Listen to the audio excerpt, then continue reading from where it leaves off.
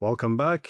We are here with Professor Wang Bienvenido Wen, de nuevo. professor Estamos aquí con el and profesor dean Wang Wen, at profesor y the decano del Instituto Shenyang Shangyang Institute de for Estudios Financial Financieros de Studies la at the Universidad Renmin Renmin de University of China. China. Y por And of supuesto, course, you're también es also el the vicedecano deputy de la dean Escuela de la of Ruta de Silk la Road Seda. School. So Muchas gracias por thank volver a you very much for acompañarnos. coming back on. I Recientemente leí uno de recently sus read one of artículos your que me pareció articles, muy which I found to interesante. be very Hemos interesting, visto cómo la which had relación entre Estados Unidos y the China ha US-China ido relationship evolucionando desde hace bastante evolving tiempo, for o quite some unos time. 10, 20 Again, for o incluso about 30 años. 10 Era or mucha 25 years ago, like all this dependencia time, mutua entre it Estados was Unidos very y common to China. speak of this mutual dependence between the United States and China. But of course, Pero por what supuesto, we saw lo que that vimos fue que Estados Unidos the seguía US debilitándose, según weakening muchos indicadores. by Mientras many tanto, indicators, China while seguía China kept fortaleciéndose. Y getting esto stronger. generó, And supongo, this ciertas created, I guess, sospechas y some temores mutual mutuos. suspicions Es decir, here. siempre se You dice know, que si le debes a alguien $100, tú tienes un problema,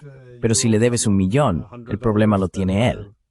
Y you creo have que a es ahí problem. hacia If donde you owe nos them a dirigimos million, then ahora. they have a problem. And I guess Entre this is 2008 y where we're 2009, la going relación se now. volvió claramente From más 2008 inestable to con la 2009, crisis financiera obviously the global, relationship dado que el became sistema more financiero liderado por unstable Estados Unidos with the global empezó a financial crisis, resquebrajarse. given that the US Ahora led vemos a financial Estados system Unidos más into preocupado crack. por el ascenso de Now we China. see the US being more worried about the rise of China. They talk about decoupling, de-risking, Hablan de reshoring, desvinculación, reducción de all riesgos, this. relocalización en países Of course, amigos, todo the eso. Chinese also have to Pero por respond in supuesto, some los way. chinos también How do tienen que they responder de alguna manera. reduce the ¿Cómo dependency reducen of the su relationship? dependencia de So, esta relación? in this regard, Sí, you wrote en this este article sentido, on escribiste un artículo sobre la de-Americanization desamericanización de China, China, which I que me found to pareció be fascinante. Así que fascinating. pensé que So, un buen punto de I partida thought a good place sería to que start pudieras would be exponer las maybe if you can motivaciones de outline China para what are the desamericanizarse motivations for y hasta China qué punto se to trata de una de-Americanize respuesta a la política estadounidense, to what o más extent is bien it de a una mere forma de response to afrontar American las policy realidades or de una just nueva distribución multipolar del poder, addressing en essentially la the que China realities simplemente of no puede a tener new todos sus multipolar huevos en la cesta distribution power in which estadounidense.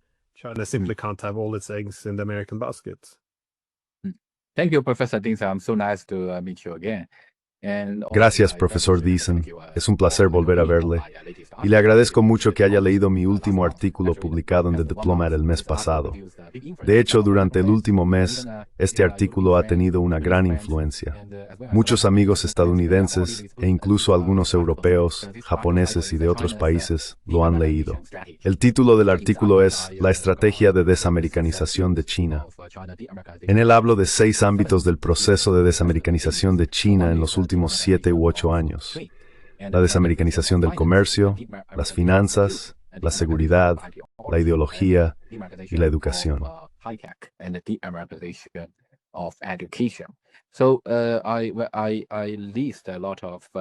Así que presento muchos datos para mostrar y demostrar mi experiencia. Y creo que, como preguntabas, la llamada estrategia de desamericanización no es algo que China haya perseguido de forma proactiva, sino algo a lo que se vio obligada por Estados Unidos. De hecho, desde la reforma y apertura de China en 1978, el país ha buscado de manera constante establecer una relación amistosa con Estados Unidos, adoptando una política abierta hacia este país, atrayendo inversiones estadounidenses, aumentando el comercio con él y aprendiendo de la experiencia de gestión de las empresas estadounidenses en el mercado financiero. Pero te daré una cifra muy llamativa y muy significativa. Para 2016, alrededor del 20% del comercio exterior de China dependía de Estados Unidos.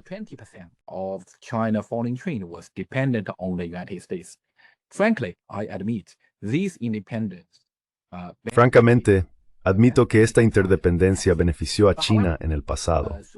Sin embargo, poco después, durante su primer mandato, el presidente Trump comenzó a aplicar políticas para contener a China.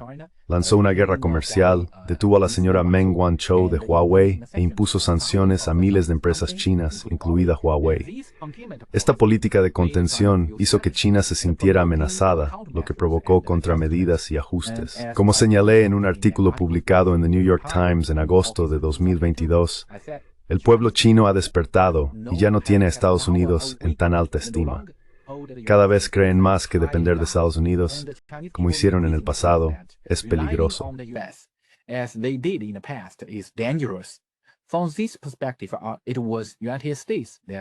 Desde esta perspectiva, fueron los Estados Unidos quienes obligaron a China a adoptar la llamada estrategia de desamericanización. También escribí en otro artículo este año que el pueblo chino en realidad debería agradecer a Trump, porque el presidente Trump fue como un excelente profesor de educación política. Enseñó al pueblo chino a ver a través de la hipocresía estadounidense y la crueldad de la comunidad internacional. Más importante aún, el presidente Trump nos enseñó cómo tomar las contramedidas necesarias para defender los intereses fundamentales de nuestro país durante el proceso de modernización. Así que esto es lo que quiero decir con el llamado proceso de desamericanización.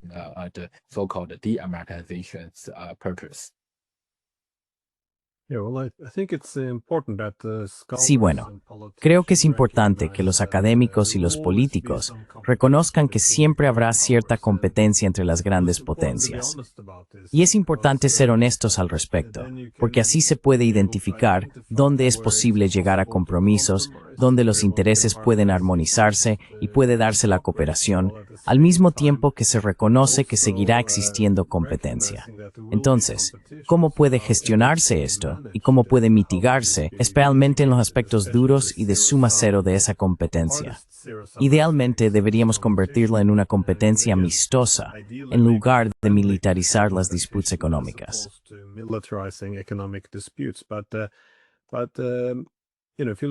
Pero ya sabes, si observas la extrema concentración económica en Estados Unidos en la década de 1990, la globalización significaba, en gran medida, americanización. Es decir, todos utilizábamos tecnologías, industrias, corredores marítimos, bancos, moneda estadounidenses, todo. Así que, a medida que cambia la distribución del poder, es bastante razonable suponer que las relaciones también tendrán que cambiar. Esto abre espacios, tanto para la cooperación como para la competencia. Todo forma parte del proceso de desamericanización. Creo que es un reconocimiento de la realidad. Pero quería preguntar, ahora que China diversifica su comercio, alejándose de Estados Unidos para ser menos dependiente, ¿cuáles crees que serán las consecuencias más amplias para la forma en que se estructura el mundo entero o el sistema económico internacional?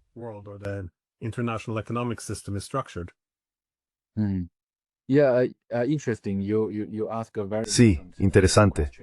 Planteas preguntas muy importantes, porque según mi comprensión, desde que China propuso la iniciativa de la Franja y la Ruta en 2013, ha hecho cada vez más hincapié en la cooperación con otros países en el comercio global.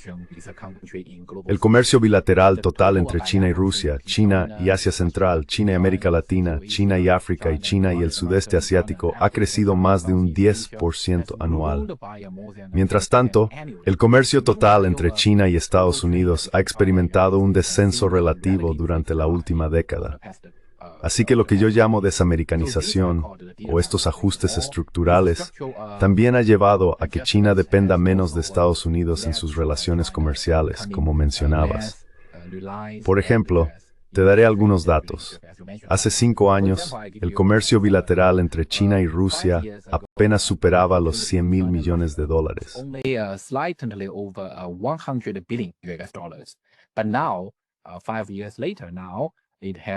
Pero ahora, 5 años después, ha alcanzado los $250,000 millones estadounidenses y se espera que supere los $300,000 millones en los próximos 5 años. El comercio bilateral entre China y América Latina ya ha superado los $500,000 millones y es probable que exceda el comercio total entre China y Estados Unidos en los próximos 5 años. Porque hoy en día, este año, el comercio bilateral entre China y Estados Unidos es de solo unos $500,000 millones. Así que eso significa que, en el panorama del comercio exterior de China, América Latina podría volverse más importante que Estados Unidos en los próximos 5 años. Eso es, en mi opinión, diversificación. Por lo tanto, en mi opinión, Estados Unidos seguirá siendo un socio comercial muy importante para China en el futuro. Pero su importancia es disminuyente. El resultado estratégico de la desamericanización del comercio por parte de China es que la estructura comercial global de China se ha vuelto más equilibrada y más segura. Esta es una de las razones principales por las que la contramedida de China frente a la guerra comercial con Estados Unidos este año, es decir, en 2025, fue tan exitosa. China no teme a Estados Unidos en la guerra comercial. Al contrario, como han informado muchos medios de comunicación, Estados Unidos ya ha perdido la guerra comercial entre Estados Unidos y China de 2025. La razón principal es que la participación de Estados Unidos en el panorama del comercio exterior de China está disminuyendo. Como dije, en 2015 el comercio entre Estados Unidos y China representaba alrededor del 20% del comercio exterior total de China, pero ahora es solo del 9%.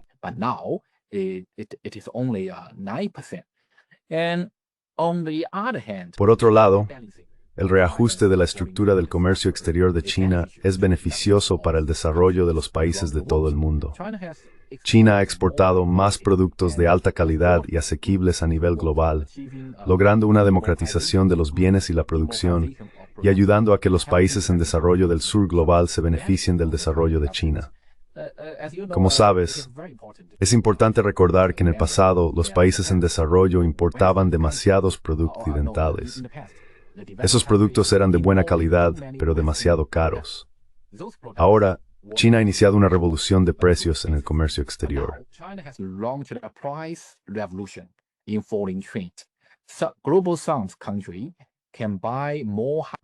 Los países del sur global pueden comprar más productos chinos de alta calidad a los mismos precios, obteniendo así más beneficios. Por eso suelo decir que el auge de China es beneficioso para el mundo. En el pasado, solíamos pensar o recordar que los productos hechos en China eran de baja calidad pero baratos. Sin embargo, recientemente la producción china se ha vuelto cada vez de mayor calidad, ¿verdad? Por ejemplo, los vehículos eléctricos, los productos solares y muchos tipos de aparatos electrónicos. Por eso creo que China ha iniciado ahora una revolución internacional de precios. Esta revolución internacional de precios, en mi opinión, es beneficiosa para los países del sur global.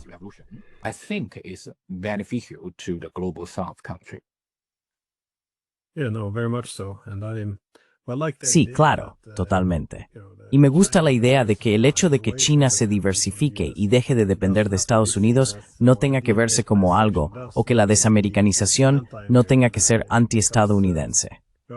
Porque acabo de volver de Wuhan, donde estuve dando algunas conferencias como invitado en universidades de China, y estuve hablando sobre geoeconomía rusa.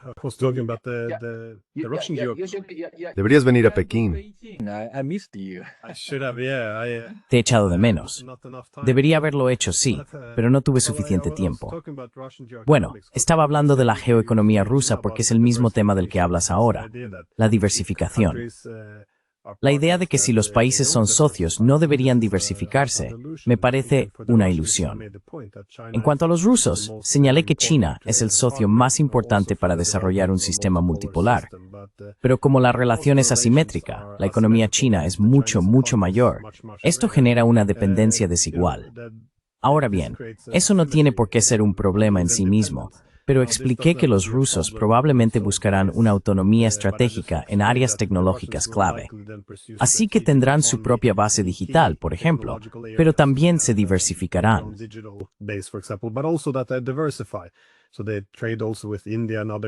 Así que también comercian con la India y con otras grandes potencias. De nuevo, China sería el socio más importante.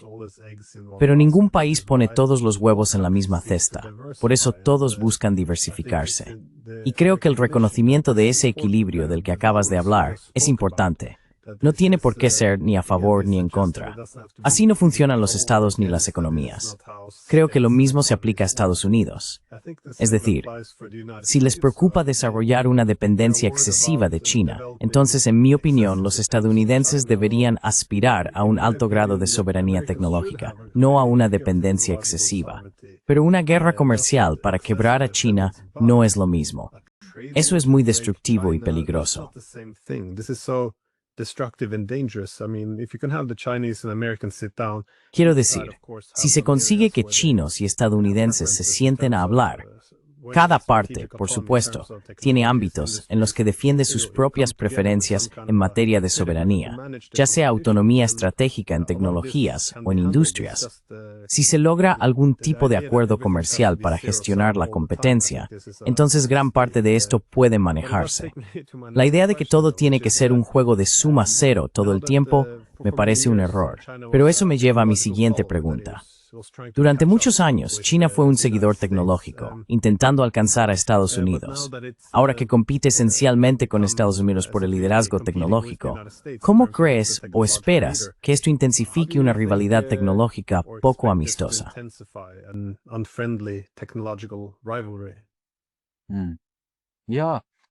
As you mentioned that. Sí, como mencionaste, hoy en día en muchos campos la producción de alta tecnología de China se ha puesto al nivel de la de Estados Unidos. Creo que esto es algo muy positivo para China. Nuestra confianza se ha recuperado y ha crecido muy rápidamente porque en los últimos 7 años, cuando el presidente Trump lanzó una guerra tecnológica contra China, dirigida a Huawei y a muchas otras empresas, creo que fue una competencia tecnológica muy seria y muy importante. Pero en mi opinión, los productos de alta tecnología no son exclusivos de Estados Unidos. Estados Unidos no puede monopolizar la investigación, el desarrollo y la producción de todos los productos de alta tecnología.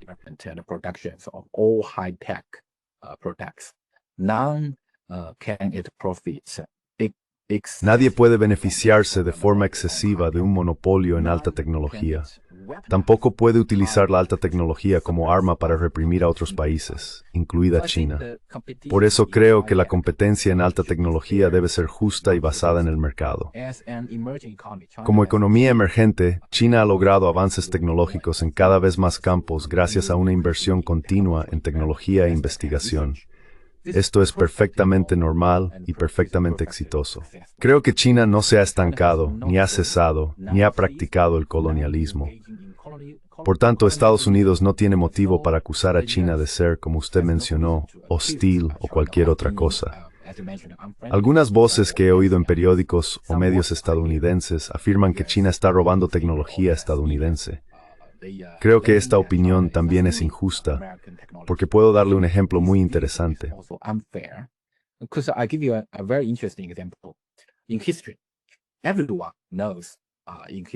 En la historia, todo el mundo sabe que la fabricación de papel, la brújula y la pólvora se inventaron en China hace más de 1000 años. Más tarde, Estados Unidos y los países occidentales adoptaron estos inventos y dieron impulso a la revolución tecnológica. China no acusó a Estados Unidos de robar tecnología china en la antigüedad, ¿verdad? Del mismo modo, China está innovando ahora a partir de productos y tecnologías estadounidenses de alta tecnología ya existentes, e incluso supera a Estados Unidos en algunos ámbitos, por ejemplo, en infraestructuras ferroviarias de alta velocidad, vehículos eléctricos y energía solar. Esto es algo que beneficia a la humanidad y promueve el desarrollo de la civilización humana. Por eso creo que la actual competencia tecnológica entre China y Estados Unidos es algo normal.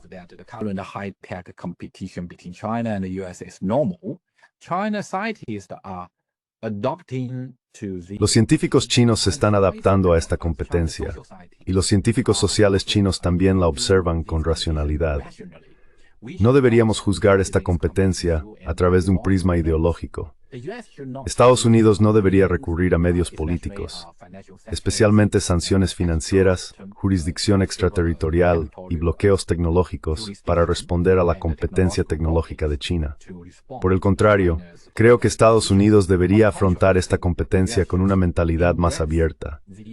La competencia tecnológica debe ser saludable, y los resultados de la competencia entre Estados Unidos y China, creo, beneficiarán en última instancia a toda la humanidad si mantenemos una competencia racional en el ámbito de la alta tecnología.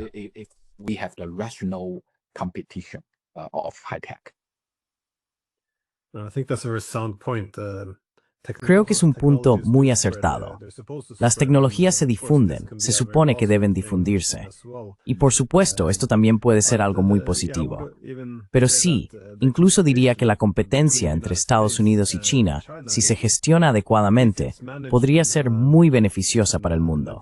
Porque cuando solo hay un centro de poder, un Estado dominante que controla las tecnologías, tiene la capacidad de ralentizar su proliferación. Es por eso que las tecnologías no se difunden rápidamente. En otras palabras, puede prolongar la ventaja del pionero innovador.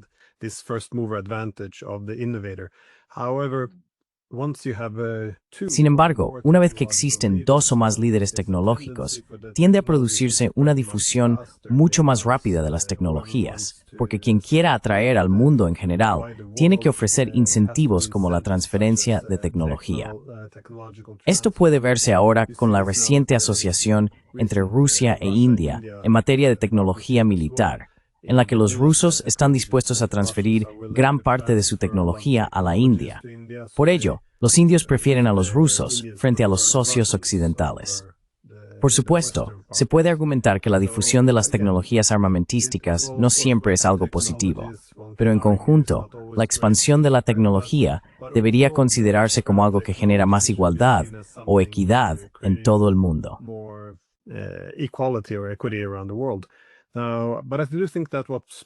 Pero creo que lo que está provocando el pánico en Estados Unidos ahora es que en realidad ya no pueden competir adecuadamente con China. Creo que es ese miedo a que las cosas no sean estables, a que se estén quedando atrás. Tienen una economía rentista, lo que hace que competir y producir cosas sea muy caro. Y además, como China es una potencia industrial enorme, puede aplicar todas sus nuevas tecnologías, como la inteligencia artificial, a gran escala y realmente obtener beneficios. Creo que en Estados Unidos, en medio del pánico por la competencia con China, inyectaron mucho dinero en la inteligencia artificial. Ha habido mucha mala inversión, creando una enorme burbuja de IA. Y ahora, por supuesto, no tienen la misma capacidad para recuperar ese dinero.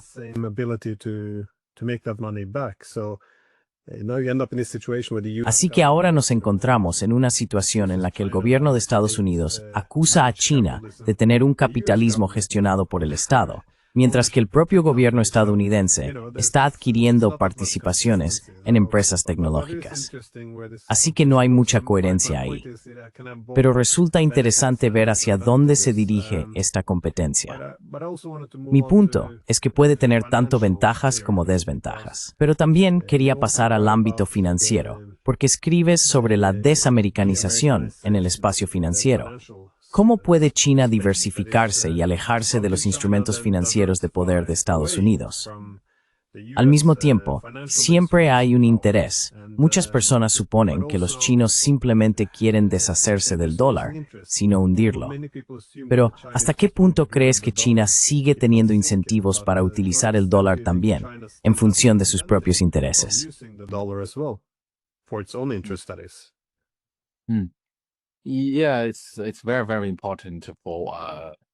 Sí, es muy, muy importante para la desamericanización del sector financiero.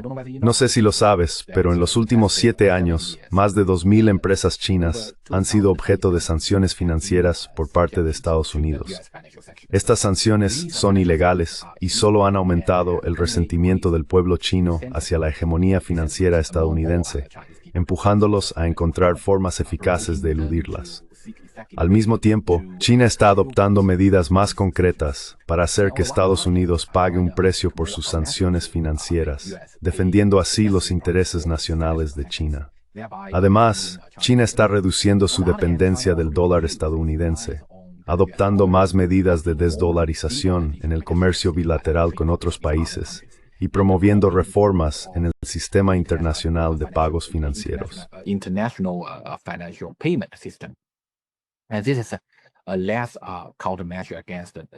Y esto es menos una contramedida contra Estados Unidos y más una acción que China se ve obligada a tomar para defender sus propios intereses. Todo el mundo sabe que la actual hegemonía del dólar es más perjudicial que beneficiosa para el mundo. Sí, lo admito.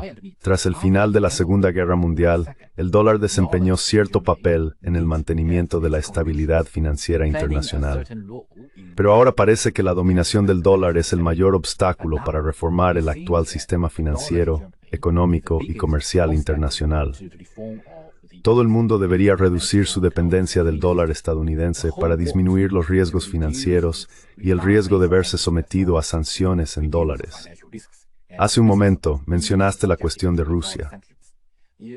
Just now you mentioned about the Russia issues. If you ask the Russian people, every Russian people. Si preguntas al pueblo ruso, a cualquier persona rusa, te dirá que necesitamos reducir nuestra dependencia financiera de Estados Unidos, porque Estados Unidos utiliza las armas financieras para disuadir a Rusia, ¿verdad? Por eso creo que en el futuro, la diversificación de las finanzas internacionales y del sistema monetario internacional será más favorable para el desarrollo económico y la estabilidad social de los distintos países. Predigo que para 2035, la hegemonía del dólar se desmoronará aún más, y la internacionalización del RMB y de otras monedas seguirá aumentando, con cada vez más países reduciendo dependencia del dólar estadounidense. Creo que esta es una tendencia necesaria para el futuro.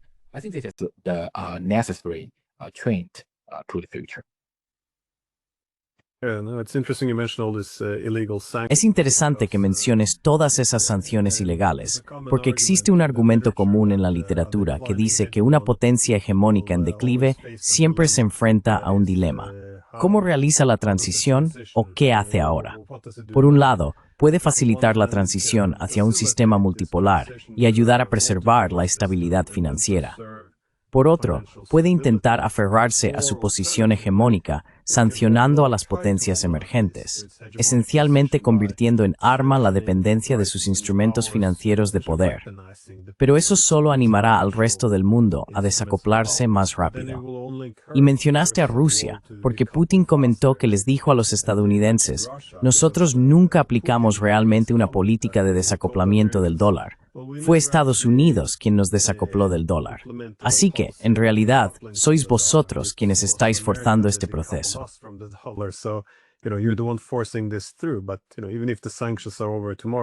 Pero ya sabes, incluso si las sanciones terminaran mañana, los rusos nunca volverían a confiar en las monedas occidentales, los bancos occidentales, los sistemas de pago occidentales, los sistemas de seguros, ni en nada de eso.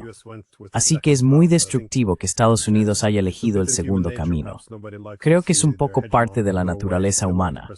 A nadie le gusta ver cómo su hegemonía se desvanece y quieren preservarla. Pero ahora la cantidad de autodaño es peligrosa debido a la desamericanización de China. Creo que podría haber sido un reajuste moderado. Pero en cambio, vamos a ver a China posiblemente tratando al dólar y a los bancos estadounidenses como amenazas, algo que hay que evitar a toda costa, lo cual es difícil de considerar como algo que beneficie a Estados Unidos. Déjame preguntarte, ¿defines esta desamericanización como la construcción de un modelo chino como alternativa?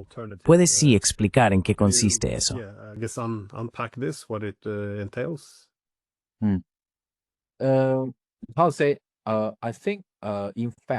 Yo diría, de hecho, que el proceso de los países del resto, porque medimos a Occidente y al resto, ¿verdad?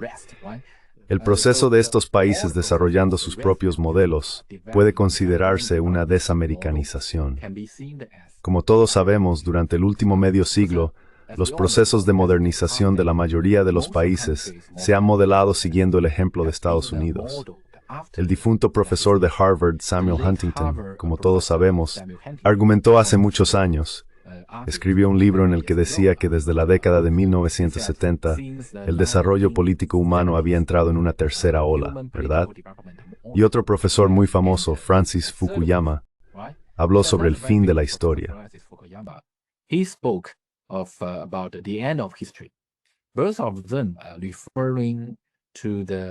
Ambos se refieren a la convergencia de los modelos de muchos países hacia el modelo de desarrollo estadounidense, porque admiramos el modelo americano.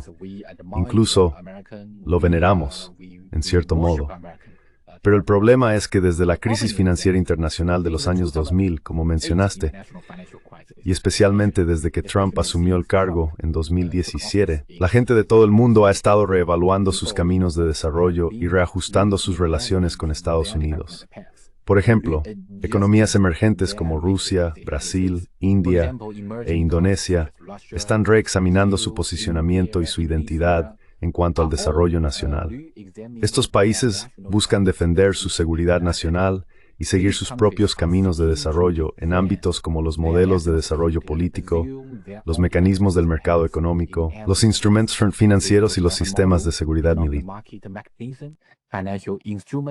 And the military security system. I think China is no exception. First, creo que China no es una excepción.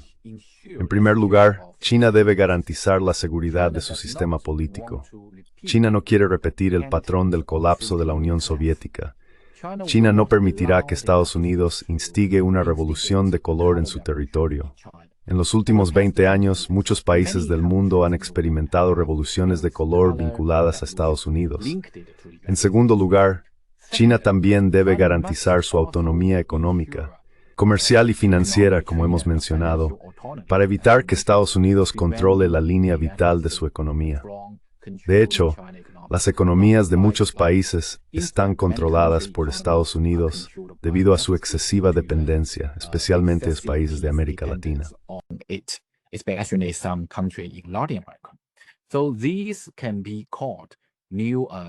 Así que esto puede considerarse una nueva forma de colonización, una nueva tendencia actual. En tercer lugar, creo que China debe perseguir su propia seguridad tecnológica y militar. China debe impedir que Estados Unidos frene su desarrollo tecnológico y militar y que la amenace a largo plazo. Además, China tiene que promover la reunificación. Debemos resolver la cuestión de Taiwán en los próximos años. Y por último, China debe tener su propio sistema independiente de conocimiento e ideología para evitar ser colonizada por la ideología y el conocimiento estadounidenses. Por supuesto, este proceso de americanización no significa una desvinculación completa de Estados Unidos. Más bien, deberíamos encontrar una relación normal con ese país, ni completamente dependiente de él, ni evitando la cooperación necesaria. Puedo darte un ejemplo muy interesante, aunque no estoy seguro que es adecuado. I can give you a very interesting example. I don't know whether it is right.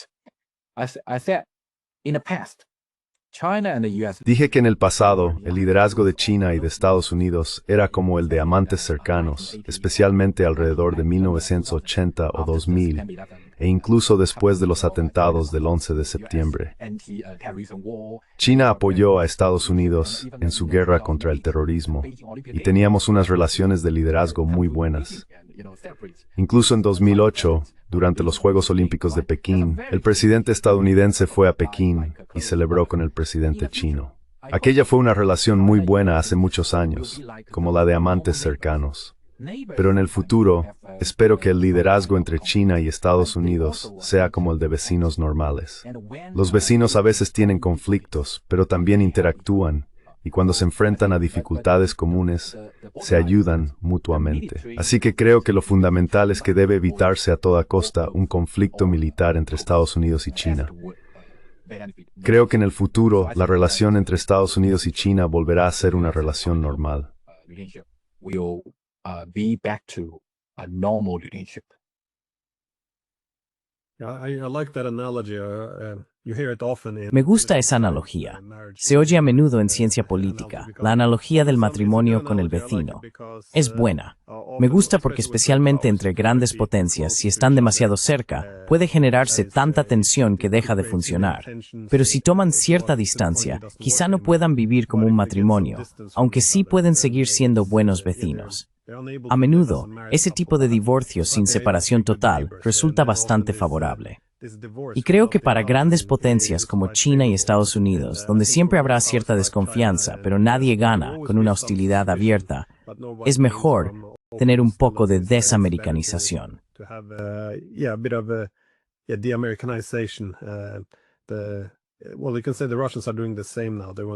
Bueno, se puede decir que los rusos están haciendo lo mismo ahora. Creo que todo el objetivo de formar parte de una Europa común con los europeos genera demasiadas tensiones. Así que ahora ven que es mejor un divorcio, intentar ser vecinos, en lugar de aspirar a algo más. En cuanto a las revoluciones de colores, creo que esta es una parte importante de lo que debería significar la desamericanización, porque las revoluciones de colores crearon muchos problemas en todo el mundo, especialmente en Europa. Quiero decir, además, se hace de manera muy abierta. No es como si fuera una teoría de la conspiración lo que están haciendo.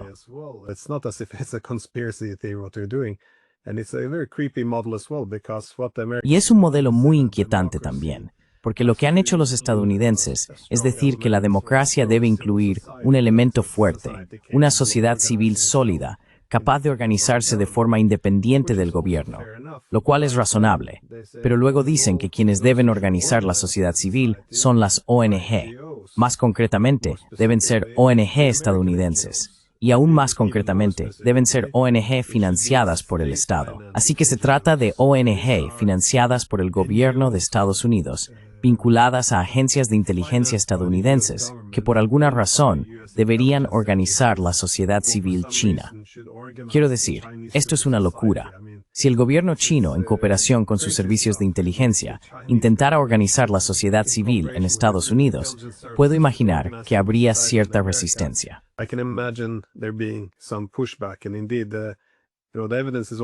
Y de hecho, las pruebas ya están ahí. En 1983, el presidente Reagan y el director de la CIA empezaron a crear ONG como la National Endowment for Democracy, como una forma de manipular y controlar las sociedades civiles de otros países. Así que no hace falta conquistar países militarmente. Basta con apoderarse de su sociedad civil. Esto es, ya sabes, un problema enorme. Es una de las razones por las que ahora tenemos guerra en Europa también. Pero mi última pregunta, ya que ambos somos académicos, es ¿cómo es la educación en esta iniciativa de desamericanización? Es decir, ¿cómo se desamericaniza la educación?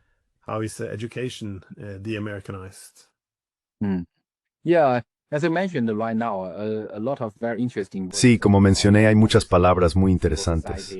La llamada democracia, la sociedad civil. Creo que en el pasado admirábamos mucho esos términos, pero ahora hemos despertado al hecho de que esos términos, la llamada sociedad civil, la democracia, son muy estadounidenses, de estilo americano. Tienen un significado muy particular en el contexto estadounidense. Por eso, volviendo a tu última pregunta sobre la educación de China ahora también necesita mantener una relación normal con Estados Unidos. ¿Por qué digo normal? Porque el sistema educativo China fue anormal.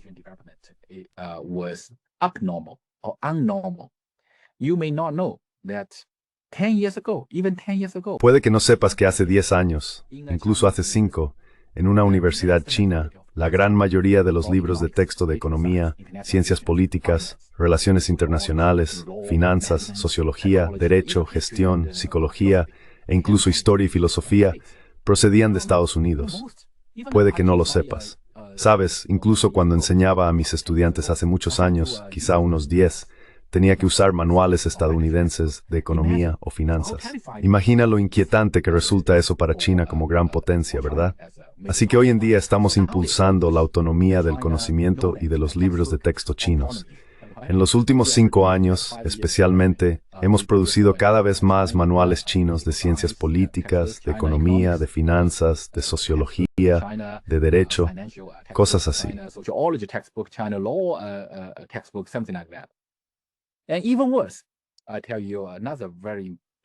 Y aún peor, te contaré otra cosa muy preocupante. En los últimos 30 años, casi 1 millón de jóvenes chinos han estudiado en el extranjero cada año, y más del 40% de ellos fueron a Estados Unidos. Muchos de ellos estaban entre los mejores y más talentosos estudiantes de las universidades chinas. Después de obtener sus títulos de máster o doctorado en Estados Unidos, se quedan allí y sirven a ese país. Y todos sabemos un hecho muy interesante. Más del 30% de los científicos de inteligencia artificial en Silicon Valley obtuvieron sus títulos de grado en China. Así que a veces bromeo diciendo que en los últimos 7 u 8 años hemos tenido una guerra muy seria de alta tecnología entre China y Estados Unidos, ¿verdad? we have the very serious China-US high-tech war, right? But this so-called high-tech war between China. Pero esta llamada guerra de alta tecnología entre China y Estados Unidos es, en esencia, una guerra entre chinos en China y chinos en Estados Unidos. Eso también es anormal, ¿verdad? Así que, como mencionaste, la desamericanización de la educación significa devolver el desarrollo educativo de China a una condición normal y mantener una relación equilibrada. Sin duda apoyamos que los jóvenes chinos estudien en Estados Unidos y damos la bienvenida a los estudiantes estadounidenses que vengan a estudiar a China. Sin embargo, este tipo de cambio puede convertirse por dependencia excesiva.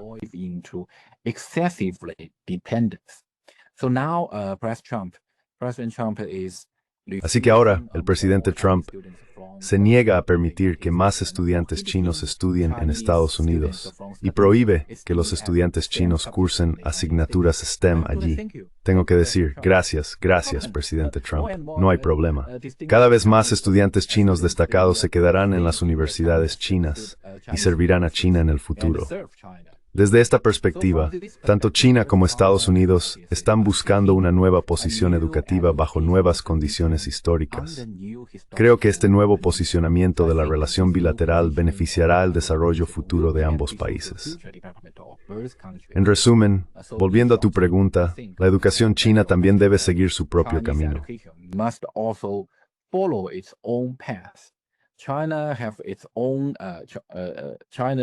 China debe tener su propio sistema de conocimiento, sistema ideológico, sistema disciplinario, sistema de libros de texto y sistema teórico, y formar más talentos de alta calidad y alto nivel que realmente sirvan a China, en lugar de enviar a muchos talentos de alto nivel y alta calidad a Estados Unidos para servir a ese país.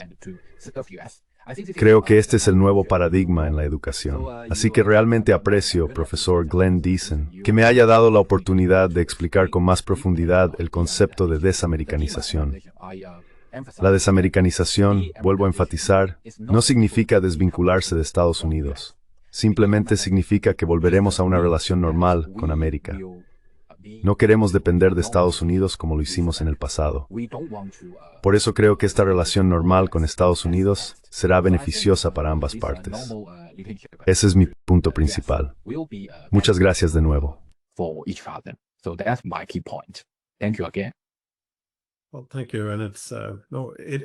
Bueno, gracias. La fuga de cerebros a la que te refieres es interesante porque muchos países la han experimentado. Los mejores y más brillantes suelen irse al extranjero en busca de mejores oportunidades. Pero a medida que aumentan las oportunidades en casa, más gente se queda, por supuesto. Ahora, con esta discriminación contra los académicos chinos, o más bien los profesionales, muchos están abandonando Estados Unidos en gran número y regresando a China. Esta fuga de cerebros inversa está resultando ser bastante beneficiosa para China, que está recuperando a muchos profesionales excelentes y con gran experiencia. Pero, ¿a qué te refieres exactamente con no desacoplar, sino desamericanizar, es decir, diversificar?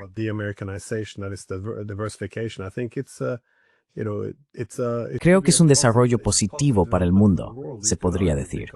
Porque cuando existen muchos centros de poder, es decir, pluralismo en lugar de universalismo, el sistema internacional puede absorber más impactos. Y de hecho, desde la antigua Grecia hasta la fundación de la propia América, esta idea fue en gran medida la base. En la antigua Grecia había muchas ciudades-estado que experimentaban con distintas formas de gobierno, educación y economía. Quienes lograban el éxito servían de ejemplo para los demás. Se aprendía unos de otros, no se intentaba meter a todos en el mismo molde.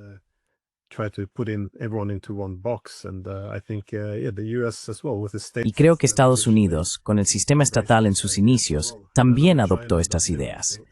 Y sé que China hace algo parecido ahora, muy descentralizado económicamente. Y sí, así que no, es una idea fascinante y animaría a todo el mundo a leer tu artículo porque cuando se ve el término desamericanización, si solo se leen los titulares, casi parece que vamos a desvincularnos de los estadounidenses. Pero creo que es una distinción muy importante la que señalas, que de hecho podría mejorar las relaciones entre chinos y estadounidenses también. Así que como Thiem, muchas gracias por tomarte el tiempo. Thank you very much for taking the time, though. Thank you. Gracias. Gracias, profesor. Espero volver a hablar con usted. Again.